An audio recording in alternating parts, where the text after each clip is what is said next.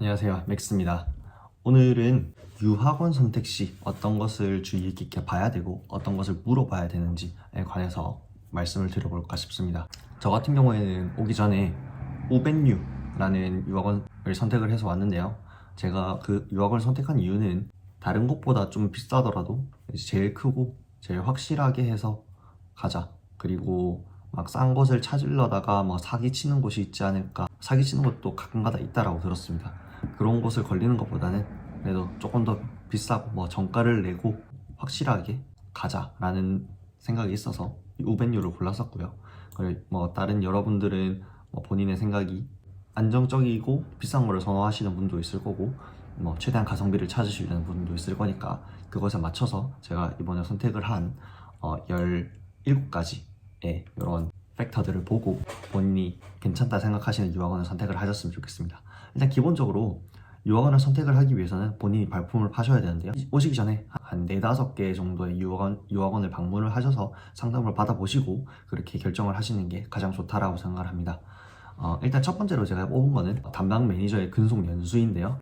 본인을 담당하게 될 그 유학원의 매니저가 그 유학원에서 어느 정도 일을 오래 했는가를 들 수 있을 것 같습니다. 이 담당 매니저가 얼마나 길게 일했고 얼마나 좀 더 주요한 인물일지, 그 주요한 인물일수록 본인이 조금 더 케어를 많이 받을 수 있겠죠.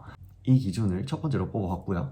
두 번째로는 수습 비용이 있는가입니다. 제가 이거를 작성한 지가 한 1년 정도 전에 작성을 했었는데 제가 다른 유튜브를 보고 이렇게 작성을 했거든요. 제가 이거를 작성을 할 때 다른 유튜버 한 20-30개 정도를 참고를 해가지고 이 리스트를 만들었는데 지금 생각했을 때 수습 비용이 뭔지는 기억이 안 나는데 이게 원래는 없다라고 얘기를 해놨네요. 그래서 이게 뭔지는 모르겠지만 저도 일단은 이건 없다라고 하네요. 그 다음 세 번째로는 비자 비용이 있는가, 대리 신청비라고 하죠. 대리로 이렇게 비자를 신청을 했을 때 어느 정도 비용이 들어가는지 그것에 대해서 한번 여쭤보시면 괜찮을 것 같습니다. 이런 거 같은 경우는 관광 비자로 가시면 딱히 신경 쓰실 필요는 없고요. 학생 비자나 뭐 따로 워킹 비자를 신청하실 경우에 이제 신경을 쓰시면 될 것 같습니다. 거의 제일 중요한 게 이 유학원이 본인을 현지에서 어느 정도까지 케어를 해줄 수 있는가입니다. 이 학원에 24시간 센터가 있어서 뭐 한국의 지사가 한국에밖에 없지만 뭐 계속 저하고 컨택을 하면서 이렇게 해줄 수 있는 곳이면 괜찮겠지만 뭐 한국에만 지사가 있고 24시간 그런 것도 없으면 본인이 만약에 한국이 밤인 시간에 여기서 어떤 사건을 당했다 그러면은 본인이 기댈 수 있는 곳이 유학원밖에 없는데 그 유학원 뭐 담당자도 자고 있고 그러면 어떻게 해줄 방법이 없잖아요. 그래서 현지에 이런 지사가 있는 곳이 좋지 않을까라고 생각을 합니다. 그리고 이 유학원이 보유한 어학원들의 케이스 및 액티비티 등 학원의 정보를 얼마나 확보를 하였는가도 중요한 하나의 요소로 볼 수 있을 것 같습니다. 여섯 번째로는 캐나다 안에 지사가 있는지, 아까 전에 말씀드렸던 거랑 약간 유사한 내용이죠. 그리고 이제 유학원을 통할 때 본인이 뭐 관광비자로 오겠다 하면은 한국에서 크게 준비를 해야 될 건 많이는 없어요. 이제 비자를 제외를 하고 뭐 그러다 보니까 그래서 현지에서 학원을 등록을 할 수도 있습니다. 그래서 그것에 관해서도 한번 여쭤보시고 그것에 관해서 더 부정적인 스탠스를 취한다 하면은 뭐 약간 좀 별로인 유학원일 수 있으니까 그것도 한번 고려를 해보셨으면 좋겠습니다. 유학원에 가셔서 상담을 받을 때 이제 어떤 학원을 갈 것인가에 대해서도 상담을 받을 건데요. 그 학원에 대해서는 제가 어떤 학원을 선택해야 되는지는 다른 영상에 제가 올려놨으니까 그거를 참고하시면 될 것 같고 지금 여기서 간단하게 말씀드리면은 액티비티나 뭐 분위기 그리고 그쪽에 대한 국적 비율 같은 거를 이제 가셔서 물어보시면 될 것 같습니다. 그리고 가격, 솔직히 말해서 제일 중요하죠. 제일 중요한 게 가격입니다. 제가 했던 우벤유 같은 경우에는 다른 곳보다 한 20% 정도 비쌌던 걸로 기억을 해요. 한 20% 정도 비쌌지만 그쪽에 있는 좀 좋은 시설, 좋은 서비스 같은 걸 누리기 위해서 저는 그렇게 등록을 했는데 다른 학원 같은 경우에는 다른 유학원 같은 경우에는 뭐 그것보다 훨씬 더 저렴하게 갈 수 있는 방법도 있으니까 그런 거를 잘 보시고 잘 비교를 하시고 그렇게 선택을 하셔야 됩니다. 유튜브에서 봤던 거를 예로 들자면은 어떤 사람은 요 두 개의 유학원을 약간 선택을 해서 이쪽에서는 뭐 6개월에 뭐 600만 원에 갈 수 있다든 뭐 500만 원에 갈 수 있다던데요. 이쪽은 어느 정도까지 깎아줄 수 있어요? 이렇게도 물어본 사람이 있다 하더라고요. 그래서 그런 식으로도 이제 가격을 다운 시켜가지고 좀 더 합리적인 가격에 갈 수 있지 않을까라고 생각합니다. 보통은 제 생각에는 이제 어학연수로 가시면 한 달에 100만 원 좀 안쪽 선으로 생각을 하시면 될 것 같습니다. 그것보다 더 크게 부른다 하면은 그건 이상한 곳이니까 안 가시는 게 좋을 것 같고요. 뭐 좀 싸게 가면은 한 달에 70만 원 뭐 이 정도도 갈 수 있지 않을까 생각이 들어요. 하지만 제가 말씀드린 이 100만 원은 제가 그 선택 수업 관련해서 메인 수업이 있고 선택 수업이 있는 학원들이 보통은 모든 학원이 그렇진 않겠지만은 메인 수업이 있고 선택 수업 1, 선택 수업 2 이렇게 있거나 뭐 선택 수업이 따로 이렇게 있는 학원들이 있습니다. 이런 학원 같은 경우에는 선택 수업을 하나씩 더 들을 때마다 추가적인 비용이 발생하게 되는데 보통은 선택 수업 1, 2 다 듣는 학생들이 보통 그렇게 듣고요.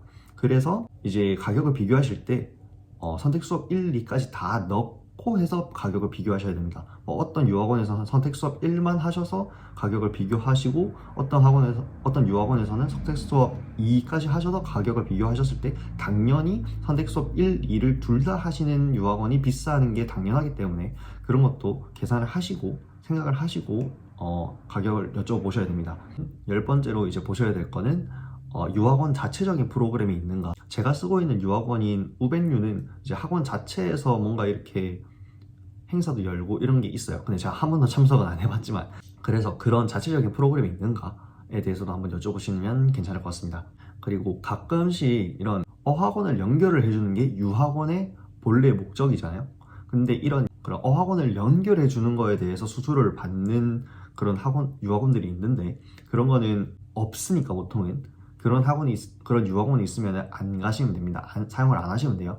오히려 어학원에 바로 등록을 하는 것보다 유학원을 거쳐서 가는 게 싼 경우도 되게 많습니다.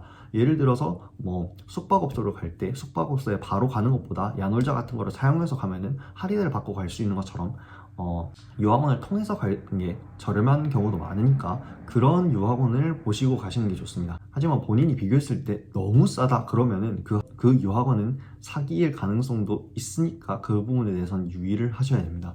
또한 이 학원 자체가 자체적인 법무사 아니면 비자 관련된 그런 사람들, 전문가를 고용하고 있는지에 대해서도 한번 여쭤보면 괜찮을 것 같습니다. 제가 사용했던 우벤유에서는 법무사를 끼고 있고 따로 비자 담당자가 있었습니다. 그래서 그 사람들은 그것만 전문적으로 하는 사람이니까 좀 더 전문적으로 저를 도와줄 수 있었겠죠. 그래서 그런 부분에서도 한번 여쭤보시면 괜찮을 것 같고요.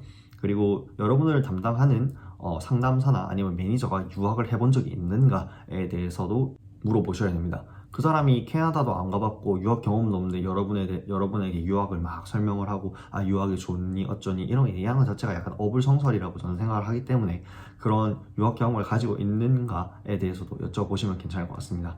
그리고 그 상담사의 경력, 아까 전에 맨 처음에 말씀드렸던 이제 담당 매니저의 근속 연수와도 같은 맥락으로 이해하시면 됩니다. 15번째로 제가 생각을 하는 거는 계약 및 환불 규정이 명확하게 되어 있는지입니다. 여러분이 캐나다에 가셔서 어떤 어학원을 가셨을 때 필연적으로 어떤 소수의 분들은 이 학원이 정말 싫다라고 느끼실 수 있습니다. 그래서 그런 경우가 발생하였을 때 어떤 환불 규정이 있고 어떻게 처리가 되는지 몇 프로 이 유학원을 끼고 가는 거기 때문에 전체적인 보상은 받을 수 없겠지만 어느 정도까지 보상을 받을 수 있고 그런 부분에서 어떻게 대처를 할 수 있는 것인지 여쭤보셔야 됩니다.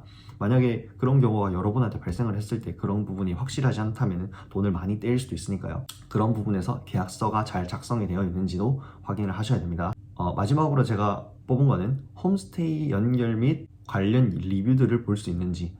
보통 유학원들이 여기 처음에 오셨을 때 이제 머물 수 있도록 한두 달 정도 머물 수 있도록 아니면은 그 이상 머물 수 있도록 홈스테이를 연결을 해주는데요.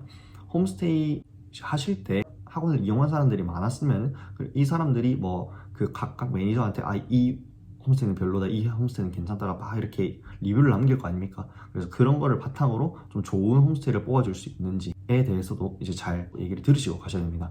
제 친구 중에 한 명이 절대 그 가격에 거기에서 살면 안 되는 홈스테이를 가서 다운타운에서도 정말 거리가 멀고 밥도 삼시세끼 그냥 빵에다가 소스 햄 빵만 주고 그런데 너무 비싸게 받는 120만 원씩 1200불씩 이렇게 받는 거를 그렇게 연결을 시켜준 그런 유학원도 있었습니다. 근데 그 유학원 담당자한테 전화를 하니까 너는 여자니까 그 정도에서 그냥 다이어트 한다 생각하면 되지 않냐 뭐 멀리 있으면은 잠도 일찍 깨고 좋지, 그런 식으로 대응을 하는 유학원도 있었습니다.